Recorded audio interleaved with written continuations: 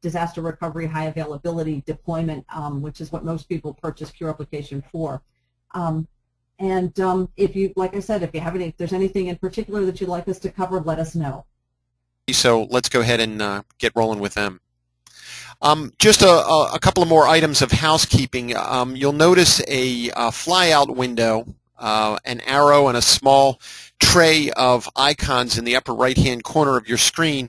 This is the way that you can interact with me. With 50 or 100 folks on the webinar, we're not going to be able to take questions in an audio fashion. We've had lots of problems in the past with ambient noise. So what we do is we keep everybody on mute. However, if you use this flyout, there is a chat session that enables you to post questions, and that would be the best way to let us know that there's something that you'd like to know about. I'll pause occasionally throughout the presentation, ask for questions to make sure that everyone can get all the information that they need. So use that as your vehicle to interact with the webinar. So getting started, Zero Outage, Oracle to DB2 Migrations was the title of this presentation given at iDoug. It was a specific user experience. I'm going to go through this in just about an hour. Again, any questions that you might have, please use the chat session, and I will check those occasionally to be able to address any or clarify anything that comes up. Our agenda today, an introduction, the Oracle to DB2 migration business drivers, why some customers are considering this type of migration. But as Kim has pointed out to me, Oracle to DB2 is not the only type of migration that Q Replication can be used for.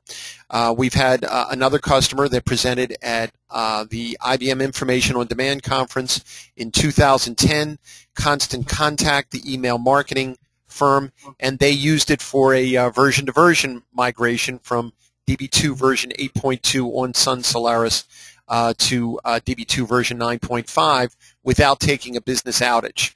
And that's sort of the key takeaway from this, is that normal migrations from operating systems or one database vendor to another can take days or even weeks. And we have a technique here that allows you to do this in some cases with no outage at all. We're going to talk about the DB2 for LUW version 9.7 Oracle API enablement. We'll talk about what is involved in the batch migration of moving data from one platform to another, specifically from Oracle to DB2. Then we're going to do a little bit of a QRep overview. I know that there are a lot of folks on the line that have a lot of experience with QRep, so we won't spend a lot of time on that. We have lots of reference material at the end, so you can get more information about specific topics if you need a deeper dive. We'll talk about heterogeneous replication. Replication is not just DB2 to DB2 or like database to like database, but actually gives you the ability to move from an unlike platform, a heterogeneous platform, one to another. We'll talk about combining the IDMT, the IBM Data Movement Tool, and heterogeneous replication together. We'll talk about some of the problems that we encountered and best practices, and then some time for questions at the end. So our introduction. This is actually a customer case study. I cannot share their name. It's not a published reference. However, they are a recognizable brand name within the financial services industry, one of the top 50 integrated financial institutions worldwide. The specific application was online banking website with millions of transactions per day. And one of the business drivers was a high-profile business outage that they had suffered, customer-facing, so that customers could not transact business, pay bills, and check their balances for a couple of days in September of 2010. The original technical profile was a 36-node Oracle real application cluster, rack cluster, and 8 Sun Solaris servers. So there were a large number of underlying processors serving this database application. The target was a single image DB2 database server, version 9.7, using IBM Power 770, using the AIX operating system. The business drivers, what were some of the attractions for moving from one platform to another. IBM's high availability disaster recovery database level log shipping technology to have a secondary server waiting as a term life insurance policy in case there was an outage or a failure of the original primary database server.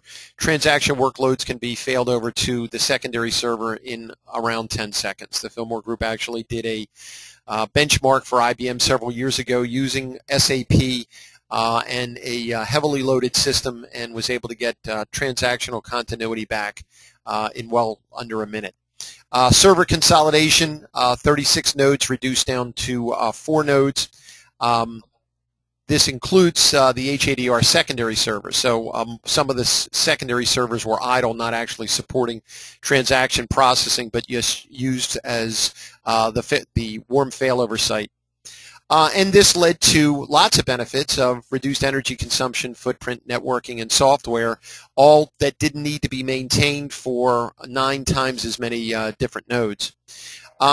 The staffing costs were reduced. The customer estimated that the full-time equivalency for the support of the database servers was reduced by about half. This doesn't mean that half the people got laid off. It just means that they were able to do twice as much work and focus on more business-oriented tasks as opposed to the care and feeding of a server farm. Additional business drivers for an heterogeneous database migration to reduce software licensing costs. If you are able to consolidate on fewer servers, you have fewer nodes to license. Licensing software usually involves how many processors are underlying it. The DB2 Advanced Enterprise Server Edition can be as low as 1/3 the cost of Oracle, so you license fewer nodes and the cost per node is lower.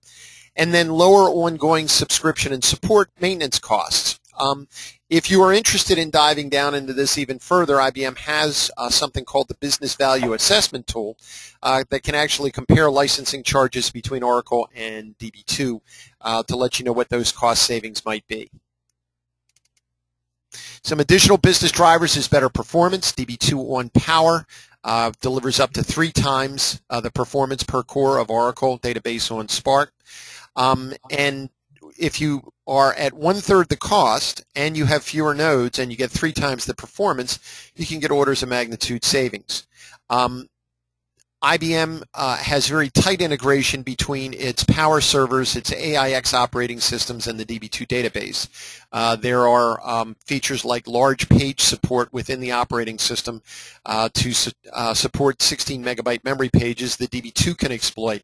So that's why you get some of the better performance. The technical support from IBM was anecdotally apprised by the customer to be superior.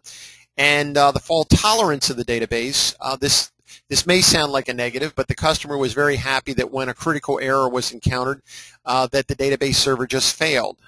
With the HADR secondary component, they were able to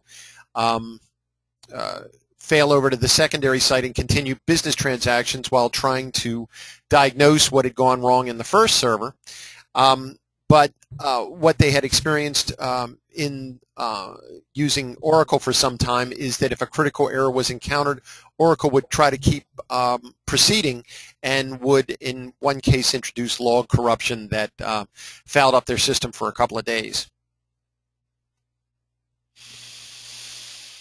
The API enablement within DB2 LUW version 9.7 for Oracle is 98% compatible with Oracle PL SQL. I have a couple of references here, again, not the focus of this presentation, but just as background.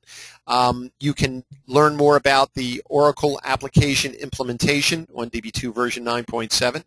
It is now supported in the DB2 Express C version of the database. That's the freeware that's available for download or in the cloud.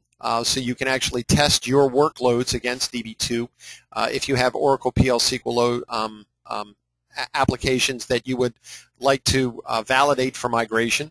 And then there was actually another presentation on Oracle migrations lessons learned from Canadian Blood. It sounds like it was a really nasty event, but Canadian Blood is actually a medical supplier. In terms of moving data, there is a batch process for migrating data from an Oracle database to DB2. There are obviously techniques to move data from a DB2 database to another DB2 database. You can do backup and restore. You can use export and import or export and load.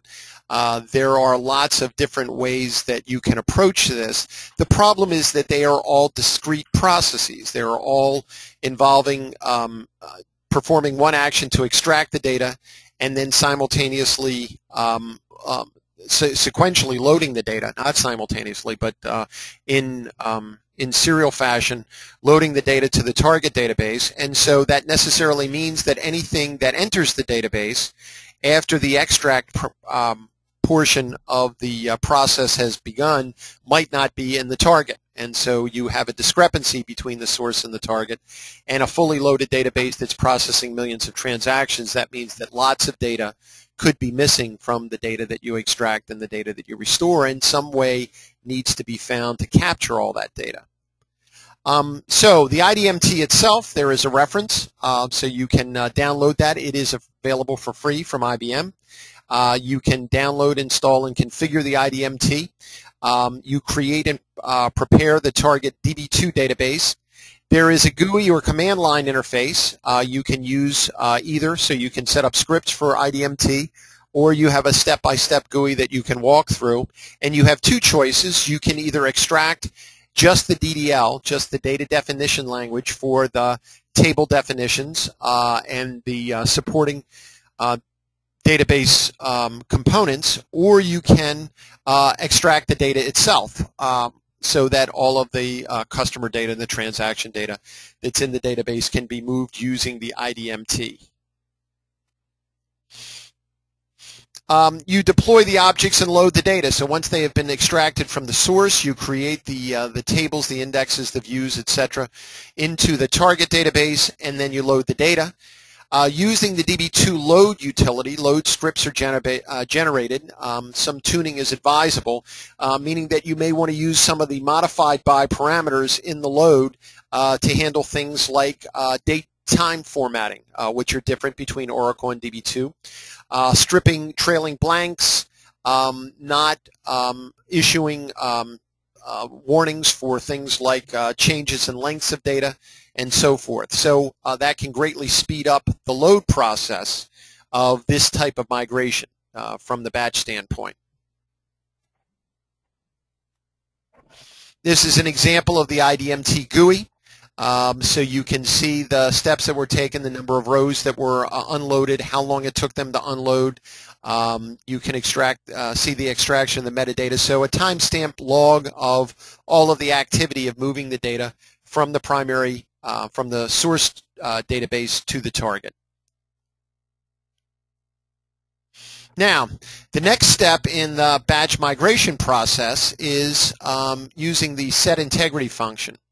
The set integrity is what enforces referential integrity and check constraints and other types of database level consistency mechanisms. The reason is that the load utility does not enforce those types of things on load. The way that load works, I have a colleague, Ray Houle, who has said many times that the load utility hammers pages into the database, and that's pretty much it. It formats the pages, it loads the data rows on there that meet minimum requirements, such as numeric data in numeric columns, but it doesn't actually enforce things like the gender column only has an M or an F. It doesn't have any other types of values, or it doesn't enforce the referential integrity between two tables so that the work department column doesn't necessarily have a valid department number found in the department number column of the department table. That is not handled as part of the load process. The load process is very fast, but it forgoes some of those checks. And the set integrity itself could take hours or days for a very large terabyte-sized database. So what this is all leading up to is we have a problem. The entire process for unloading and loading and issuing the set integrity process for a multi-terabyte database took, estimated for this customer, 5 days. Now, this is an online transaction processing customer-facing application that was supposed to be available all the time, and they were driven for business reasons from using another database vendor product because they had suffered an outage for 2 days, and now they're being faced with, in order to do the migration, we're going to have to take an outage for 5 days. So that was just unacceptable. It was a non-starter. The cure was worse than the illness. So we needed to find another way to deal with that, and that is where Q Rep comes in. We were actually capturing the Oracle log-based change data to gather the deltas that were occurring in the system, in the Oracle system, while the IDMT, the IBM Data Movement Tool, was running to reduce the outage. So at this point, before I begin the Q Replication overview, I'd like to take a moment and see if there are any chats, any questions, again, using the flyout button that I've just shown you. If you could post a question in the chat. I went through the beginning part of the material pretty quickly because I wanted to focus on the Q replication portion itself and the value that that was bringing.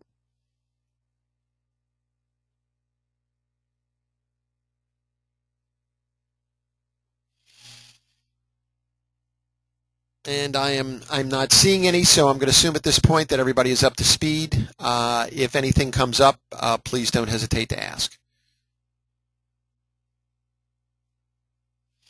So Q replication, for those of you who are new to Q replication, it is an IBM technology that's probably been around for about 6 or 7 years now. It was a follow-on to IBM's original replication technology called Data Propagator. Data Propagator is now known as SQL replication. Data Propagator was table-based. It captured from the logs, the recovery logs within the DB2 database, and then fed staging tables as an intermediate transport mechanism. Staging tables were then used to gather the deltas, and those deltas were inserted, updated, or deleted to the target database. So that technology has been around for about 20 years. There were several problems with that. One was that by taking data out of the capture log and loading it into a database, we had all the database overhead. And at very high volumes, we would experience latency problems, meaning that the database on the target would fall further and further behind the source. So if you wanted to keep two databases almost completely in sync, you may have a gap of 2 minutes, 5 minutes, and growing between the source and the target. So what IBM did was they took their intermediate transport layer, I'm using the yellow highlighter here, and they substituted the staging tables with their MQ series technology. MQ series is a messaging system that provides assured delivery between the source and the target. Messages are always delivered in sequence. One of the problems with the SQL replication technology using the staging tables was that, again, at very high volumes, transactions may be applied out of sequence, meaning that if I opened an account for a financial services company and then I immediately started performing some trades, the trade activity may arrive before opening the account. So it would say account not found. So that was unacceptable. So using the MQ series as the transport layer, you were assured that your transactions would arrive in the same sequence at the target database as they were generated at the source database. So again, just as an overview, we have the source database here, which can be either DB2 or Oracle. We have the target database, which can be a variety of different database servers using what is now called the IBM InfoSphere Data Replication product, which combines all of IBM's replication technologies into a single part number. But you can replicate using the Q replication technology from DB2 or Oracle and the target can be DB2 Oracle, Sybase, SQL Server, Informix, non-relational databases. We actually have a customer that's using similar technology using Q Replication to feed into TeaserBox. This is all managed via control tables. The control tables are the metadata about the replication environment. There are control tables that exist at the source and at the target that describe what tables are to be replicated, what portion of those tables, whether all the rows and columns or only certain of the rows and columns, if there are any filters on that data, if there are any transformations that need to occur, all of that can be configured in the control tables. So to contrast HADR and QRep, HADR is at the database level. HADR includes things like DDL. So if I create a new table on the source, as long as it's logged activity, I'll also get the new table on the target. Q Replication, by contrast, is specifically transaction level data, inserts, updates, and deletes. If they occur at the source, they can be replicated on the target, but they can be filtered. I don't have to include all the tables. So I have some customers that may have an application that have 2,000 tables in them, and they have taken a subset of 100 tables and said that's what we need to replicate. So you have much lower level of granular control for the replication using QRep than you do with the log shipping technology of HADR.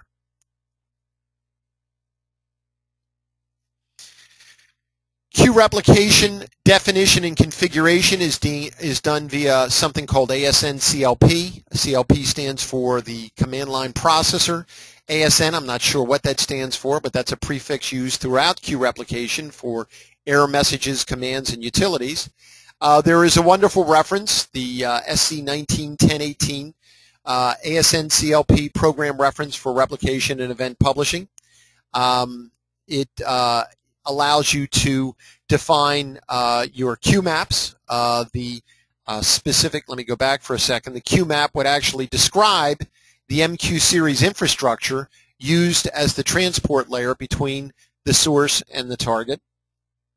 You use it to define the control tables. You use it to define the subscriptions that identify which tables are to be replicated. So there is a GUI interface that you can point and shoot called Replication Center, but my recommendation is for any sort of production environment, any sort of highly valued mission critical type application replication, you would want to use ASN CLP because that produces an artifact that can then be stored and managed in a software management tool like ClearCase in the same way that you manage your DDL, your data definition language statements for creating tables. The ASN CLP becomes an asset that you need to manage through version control over time that can be used to configure the environment from QA to test dev to production. There is a Q Replication dashboard. There is actually a graphic of that contained in the slide. This gives you a visual output on the health of your replication environment, whether data is flowing, what the latency is for the particular components of QRep, whether there is latency for the capture process that's actually reading from the DB2 or Oracle log, how long data is taking in the MQ series transport layer, and then how long the apply layer, which actually reads from the MQ series layer and then does the insert, update, and delete against the target database, how long the data is residing in that portion of the process. So for a high volume transaction processing environment, actually worked with a customer on DB2 for ZOS, over a 500-mile link, they get latencies of between 1 and 2 seconds on average. So the data flows pretty quickly. Now, there are a number of steps that need to be engaged in for heterogeneous replication, that is from Oracle to DB2. So I wanted to step you through these. Again, this is, I want to emphasize, not the only way high availability replication can be used, but wanted to make you aware that if you're in a heterogeneous environment, there is some prep that needs to be done to the source database you need to make some changes to that in order for it to support replication. So the first step is to ensure that archive logging is enabled. So you can issue a select statement, select log mode from the sys.v$ database system view. And then you set the supplemental logging by using the following statement. You alter database, add supplemental log data. This will cause your Oracle logs to grow, but it includes more information that's needed for replication. And if the query returns, if the select supplemental log data min from the database view returns either yes or implicit, the minimal required supplemental logging is enabled and you're ready to go. Now, that's at the database level. In addition, at the table level, for each table that is to be replicated, you need to alter the table and add the supplemental log data all for those particular tables. So again, let's say you were only replicating 100 of your 2,000 tables in your application. You would only have to do this for the tables that were being subscribed in the replication environment. You wouldn't have to do it for every table in the database. So this is the big picture overview of what heterogeneous replication looks like. IBM takes advantage of something called Oracle Log Miner. The Q Capture program, and let me go back again, a couple of slides. The Capture program is right here. It is what reads from the recovery logs of either DB2 or Oracle. The Capture program at a deeper level of detail is actually using the log miner view. It's looking at the $V log miner contents view and looking at the records that are appearing in that view to capture that data that can then place the transactions that occur on the MQ series queue for transport to the target database. So this is a little bit different than the way QRep works if it's replicating from a DB2 database. In that case, it's reading directly from the log. It's reading from the native log, but that would be because IBM owns DB2 and QRep, so they have all the APIs for their own logs, whereas there is a layer of indirection that needs to be used for the capture program here, looking at log miner to be able to see the change data that has occurred from the active logs and the archive logs. So transactions occur against the Oracle database. Data appears in the active and archive logs. It is visible in the log miner. The Q Capture program is looking at the log miner view and fetches the rows from the log miner contents view and then publishes that data on the MQ series queue. So again, I'd like to pause here for a second. This is a sort of complicated slide. I want to make sure everybody has a chance to digest it. Also see if there are any questions in the chat.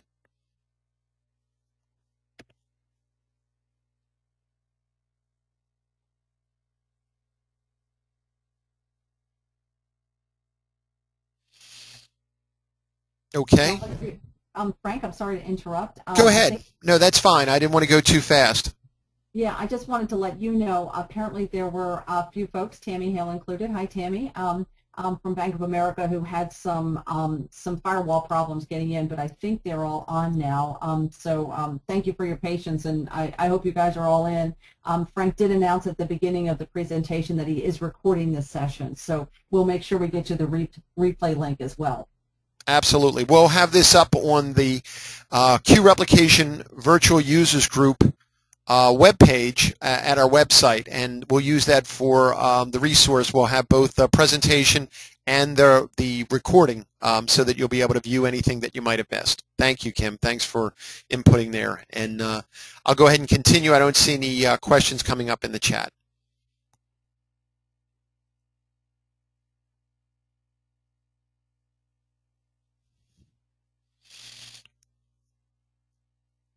So in order to set up LogMiner for heterogeneous replication, you create a table space for the LogMiner utility on the Oracle source database, and then create a LogMiner user account for Q replication on the Oracle source. So that enables the process that's running the Q capture to be able to look at the LogMiner view. So it needs to have sufficient authority to be able to do that. And all this is documented in the documentation for heterogeneous replication. I just wanted to step you through and give you a flavor of what needs to be done for this type of replication. So we talked about the IDMT, the IBM Data Movement Tool, the Batch Movement Tool, and then the heterogeneous replication. So how do we fit these two pieces together? The replication necessarily is capturing data that's in the log, so it doesn't get the data that's already in the database. The IDMT gets the data out of the database, but any transactions that occur during the IDMT process of unload, load on the target side, and set integrity is not available. So we're taking those two and we're merging them together to make sure that we don't miss any data. So what we do is for heterogeneous Q replication, we initiate a cold start of Q rep, and we do a mirror split of the database server so that we can issue the unload of using the IDMT without affecting the transaction processing database. Now the mirror split takes a matter of seconds, so that doesn't involve any real disruption or minimal disruption. But the idea is split the mirror, have a copy of the database that the IDMT can run against, because the IDMT is actually reading the database, basically scanning everything in there and doing the extract and load process. Now, once the BCV split, the business continuity split has occurred, IDMT is running. I still have transactions running against the database. I have issued a cold start of the Q capture program. So I'm basically initializing from that point in the log and saying every transaction, every delta that occurs at this point and going forward, I want to be able to get that data and place it on the MQ series Q. So the MQ series capture has begun. Now, what we did for this particular customer is that while the IDMT extract and load process was running, while the load is running, I can't apply the transactions to the database. Normally, let me go back here a couple of pages again. Normally, this is a hop, skip, and a jump from the capture program to the MQ series Q to the apply program in a matter of 2 seconds or less. But what we did in this case is we put the data in the MQ series Q and the apply program was not running. Why was it not running? Because the load process was running against the target database. The tables were in load pending state, so I couldn't do inserts and updates and deletes against the table. So what that meant was that the MQ series Q uncharacteristically became an intermediate or transient data store. We just had this grow big enough so that it could support 5 days of deltas. The capture program continued to run. The MQ series actually was on a file system that accommodated what we estimated to be 5 days worth of deltas, and the data just grew there.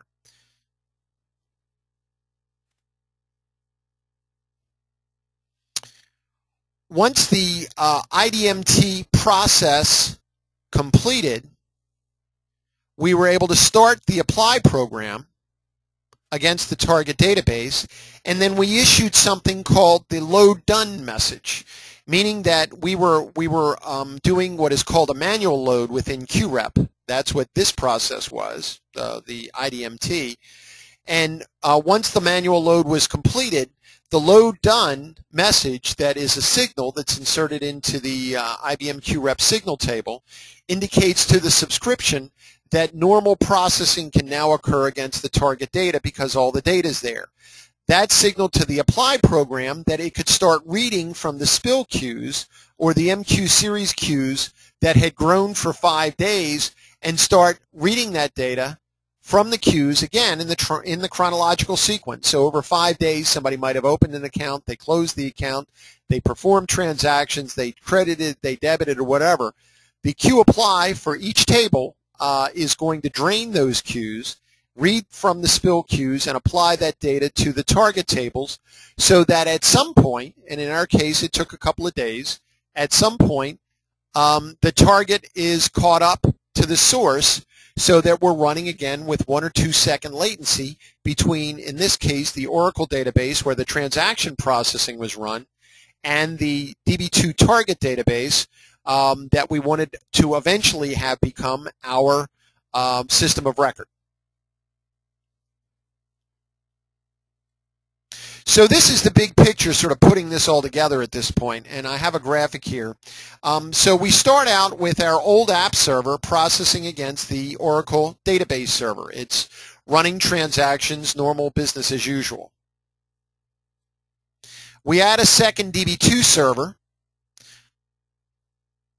and we use the IDMT load process to extract the tables from the Oracle database server and load them into the DB2 database server. In parallel with that, as described in the prior graphic, we use the Q Replication tool to capture the deltas that are occurring in the Oracle log using the log miner view of Q Capture, while the IDMT is unloading the data from the mirror split version of the database. So we're going against the live Oracle log, the redo and the active and archive logs. Q Replication is reading that. It shows in this simplified version of the view that that's going against the database, but this part doesn't begin until this part ends. So the Q Replication is gathering the data from the logs, placing them into MQ series queues, and having the data wait there until the IDMT load process can complete. Once it completes, the Q Replication process brings both databases up to the current state. What we do at that point is the old application server goes away and the new application server starts processing against the DB2 database. Again, in a high volume transaction processing environment, we have had this occur on a DB2 version to version migration, DB2 8.5 to, DB2 version 8.2 to DB2 version 9.5 within a matter of seconds. So there was literally no outage. Now, we did encounter some problems. There were data type inconsistencies between Oracle and DB2. This is handled very well by the IDMT, but it also needed to be handled within the subscriptions that were defined for the QRep that was reading the Oracle log data and migrating it over to DB2. So there is actually some manual modification of the subscriptions that needs to be made, and I have a link in the presentation that gives you details on how that works. So you can see an example of, in this case, a subscription that was modified using a cast function to convert a value that was found in the transaction log and give it the formal decimal data type. Decimal is supported in DB2, number is supported in Oracle, but to convert the pay amount field in the log to a decimal data type 5 positions 2 to the right of the decimal point. And again, this is documented in the link that you can see below. So you could use, you could actually get pretty sophisticated using these expressions. This is actually a simple example, but if you wanted to do data conversions, let's say you wanted to create a, a substring of a field, or you wanted to add 2 fields together, you have the ability to do that type of simple data modification in the subscriptions. This goes back to my point earlier of using the ASN CLP scripting language and treating it as an asset. You can develop a lot of business intelligence in these scripts, and so it's very important that you capture and maintain that, version control it. Some additional problems that we encountered. LogMiner goes to sleep every once in a while. For whatever reason, we had actually worked with the IBM lab that had done others of these Oracle to DB2 migrations, and found that On occasion, the capture program would continue to read from the log miner view, and there wouldn't be any data there. The view wouldn't see any data, so it would appear that no data was processing. We didn't actually lose any data, but we had to go back to an earlier point in the logs to capture that. So we had to set up some monitoring to avoid the disconnect from LogMiner, and that was preventing QCapture from fetching the Oracle log data. We monitored it in the QRep dashboard visually, and periodically recycled LogMiner and QCapture, basically brought them up and down once a day.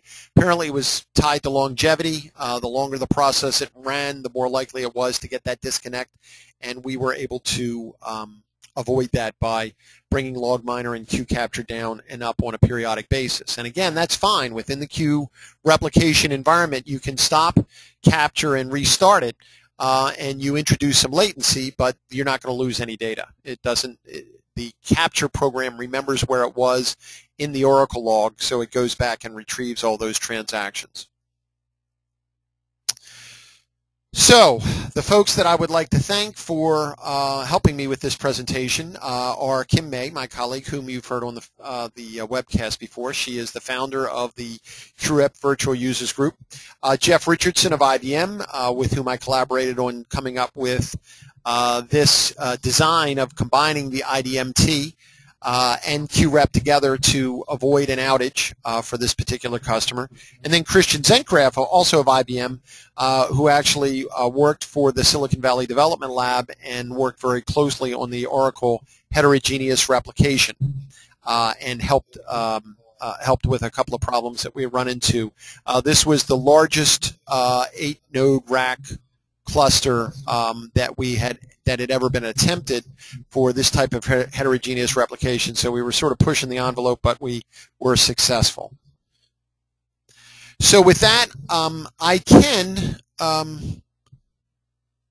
still don't see any chats, but I wanted to make sure that we're finishing a little bit early, but I wanted to give everybody, we have about 10 minutes left on our time. If anybody had any questions, if there's anything that I had gone over too quickly. I have a question from, let me see, from Raj. Can we get the PowerPoint? Yes. Within 24 hours, we're going to have this posted up on the Fillmore Group's Virtual Users Group Q Replication webpage. So that'll be the site where we'll locate all this. So I'll send you the presentation, and we'll also have the recording.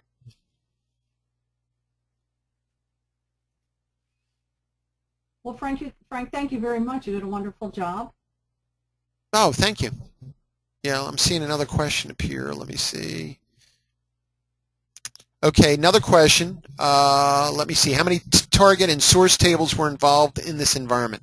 That's a good question. I'm trying to remember. It was dozens, not hundreds. There were not a lot. I can't remember off the top of my head, to tell you the truth. It was about this time last year that we worked on it.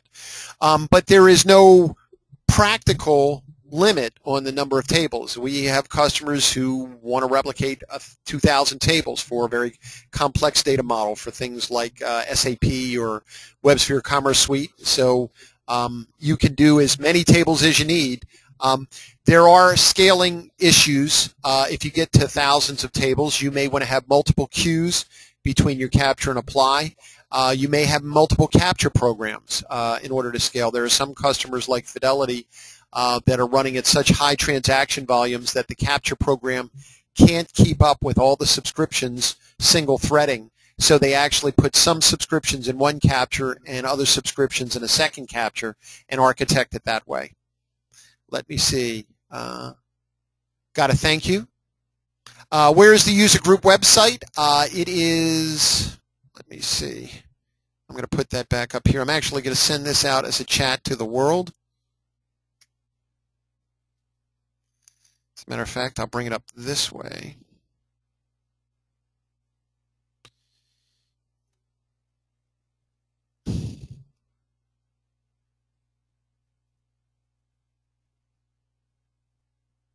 Okay, so the Fillmore Group's website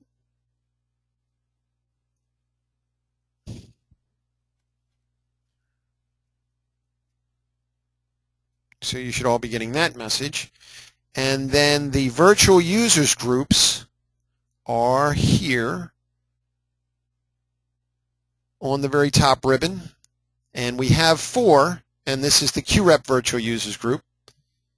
And this is where we're going to have the content located, both the recording and the presentation. So I'll put that link in there as well. And Kim, is that appearing on your screen, the items that I'm putting in the chat? Yes, they were, yeah. Okay.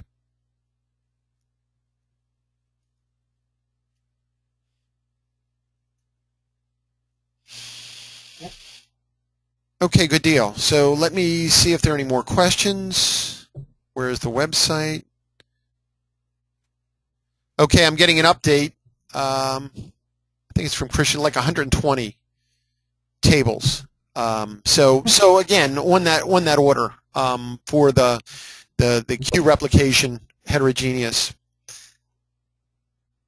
Now, I have another question. It says, what happens if there is a table restoration in the Oracle database? Is it supported by Q replication? Q replication supports logged activity. I would almost be tempted to ask Christian to see if he could field that, but my guess is that it would not be. If you did a restore of a table space and that's not logged, then it wouldn't appear in the log miner and Q replication couldn't pick it up. So my best guess is that that's not going to be something that's going to be supported natively. So another question is, how is data validated and verified between source and target missing data? There are a couple of ways to do that. There are 2 utilities that I'll go ahead and put in the chat. One is the ASNT diff utility, and you can find that, and the other is the ASNT rep utility. So ASNT diff actually does a comparison between the source tables and the target tables. I'm not sure if ASNT diff is going to work between Oracle and DB2. It definitely works between DB2 and DB2 tables. So in that case, you would have to do other things like record counts or summations of amount fields like customer balances, transactions amount, record counts, and those types of things to verify that the data that was in the source is over at the target. But for a version migration, let's say DB2 version 8.2 to 9.5, the way the constant contact customer did it, then the ASNT diff utility will identify discrepancies, and the ASNT rep will actually repair them. That is, it will generate the DML necessary to make the target look like the source. Let me go back to questions. Let me see. So just getting a comment here that used QRep for 6 years and moved 500 million rows in 24 hours. So that is quite a volume of data. I wish I could make this window bigger. I'm not sure why it's not letting me do that. So questions.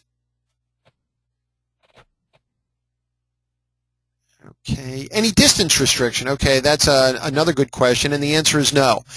Q replication is distance insensitive. There are other replication products, especially disk-based replication that is doing block level replication, and that has a finite distance. But because QRep is asynchronous by nature, then you can go any distance, thousands of miles.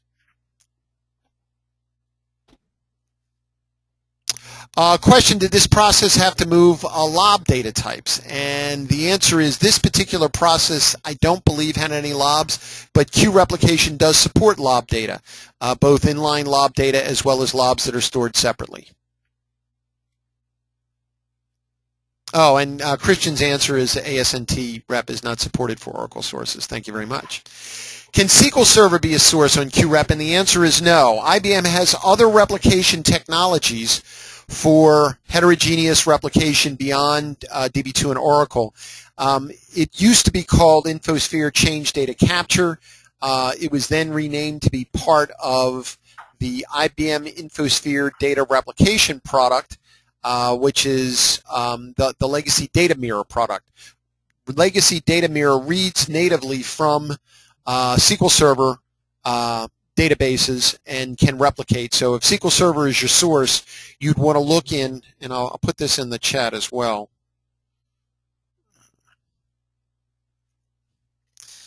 IBM InfoSphere Data Replication. IBM InfoSphere Data Replication. And I believe that we actually have some things on our blog about IIDR. So the fillmoregroup.com blog. But if you just Google IBM InfoSphere Data Replication, you will see that is the most current version, V10, of IBM's replication products that use SQL Server as a source. So let me see. Okay, so I have another comment. It says ASMT diff does work between DB2 and Oracle, but it's very slow on large tables. Yes. And comment that they use the record counting process each day when the backups are running. So that would be my take on it, is record counts and amount summations and things like that. Okay, lots of good questions. Thank you very much. That shows that you were paying attention, which is good. But I think we've exhausted all the questions. I will keep it up. We have about 2 more minutes, but if anything pops into your mind before we sign off, please give me a ping. Other than that, thank you for your time and attention today. I really appreciate it. Kim and I enjoy working with the user group community. Kim is an IBM champion for the work that she does with blogging and the users groups. She is on the board of the Baltimore Washington DB2 users group, and so this is a passion of hers, and it's great to see so many people benefiting. So take care, and like I say, give us a day or two. Go out to the website that I placed in the chat, and you will see both the recording of this presentation as well as the PDF of the PowerPoint. Take care, everyone. Thank you.